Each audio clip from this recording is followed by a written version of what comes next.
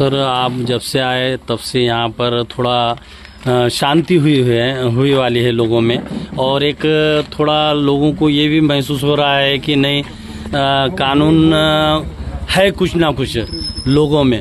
तो क्या कहना चाहते हैं सभी किन्नौर की जनता को आपके माध्यम से, जैसा कि आप थोड़े दिन हो गया रुजू होके, तो इसके बारे में बताइए। अब ये इलेक्शन भी चालू है और चुनाव भी नज़दीक है, लोगों में ये इधर उधर बैठने के बदले क्या आवाहन करना चाहते हैं आप? सगळ्यात पहिलं म्हणजे माझं किनवटच्या सर्व जनतेला एक आवाहन असेल की नगर परिषद इलेक्शन या ठिकाणी चालू आहे, आचारसंहिता लागू झालेली आहे, तर सर्वांनी आचारसंहितेचं योग्य असं पालन करणं गरजेचं आहे। आपल्याकडून कुठलाही भंग झाला नाही पाहिजे याचा आपण खातरजमा करणं गरजेचं आहे।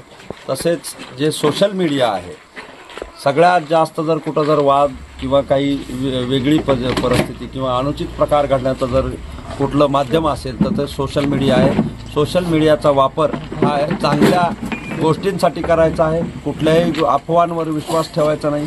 जर काही एखादी गोष्ट जर आपल्या सोशल मीडियावर आली तर ते आपल्याला प्रसारित करायची आहे किंवा नाही, ते खरंच गोष्ट घडलेली आहे किंवा त्याच्या सत्यतेबाबत आपण त्या ठिकाणी सजग व्हायचं आहे आणि त्याच नंतर ते पाठवायचं आहे।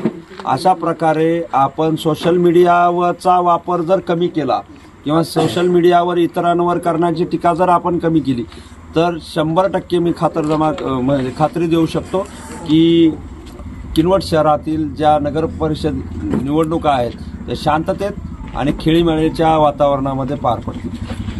तसंच माझं सर्व नागरिकांना एक आवाहन असेल की पोलिसांकडून तसेच प्रशासनाकडून वेळोवेळी ज्या सूचना देण्यात येणार आहेत निवडणुकीच्या अनुषंगाने, तर त्याचं सर्वांनी पालन करावं व या ठिकाणी जे किनवट शहराच्या ज्या निवडणुका आहेत ते शांततेत आणि खेळीमेळीच्या वातावरणामध्ये पार पाडावे। अभी बहुत सारे लोगों से आप मीटिंग भी किए करम होटल पे, गंगानगर में, यहाँ पर, तो क्या लोगों को क्या निर्देश दे रहे हैं आप? लोकांना माझं एवढंच सांगणं आहे की सोशल मीडिया आहे, तशाच पद्धतीनं विरोधक आहेत किंवा मग आपण ज्यावेळेस प्रचार करतो किंवा इतर गोष्टी करतो निवडणुकांमध्ये, त्या आपल्या प्रचार करण्याने आपण स्वतः तुम्ही प्रचार करू शकता, परंतु इतरांचं मन दुखणार नाही किंवा मग त्या इतरांच्या भावना दुखणार नाही आहेत याचं आपण त्या ठिकाणी हे करणं गरजेचं।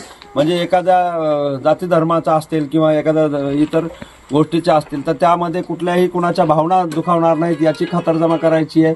एखाद्याच्या घरासमोर किंवा एखाद्या विरोधकाच्या घरासमोर असेल किंवा विरोधकाची एखादी रॅली जात असेल तर त्या ठिकाणी आपण त्यांना हिणावून बोलायचं नाही आहे किंवा त्यांना काही इशारे करू नयेत किंवा मग त्यांच्या आड आपण येऊ नये, त्यांना त्यांच्या मार्गाने जाऊ द्यावं, आपण आपल्या मार्गाने जाऊ द्यावं।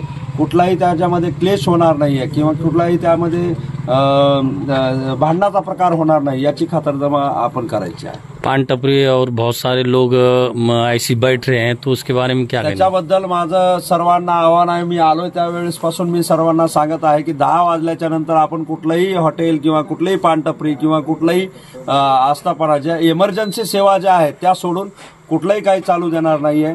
तसेच मला सगळं युवक वर्ग आहे किंवा इतरही जे त्या ठिकाणी रात्र बेरात्री जे न्यूसन्स त्या ठिकाणी तयार करणारे जे मुलं आहेत त्यांच्यासाठी माझं सांगणं आहे की कुणीही घराच्या बाहेर विनाकारण पडू नये। इमर्जन्सी असेल, तुम्ही कामानिमित्त बाहेर पडला असेल तर ते ठीक आहे, परंतु विनाकारण कुठेतरी चहा पिण्यासाठी किंवा स्मोकिंग करण्यासाठी किंवा इतर गोष्टीसाठी घराच्या बाहेर पडायचं नाही।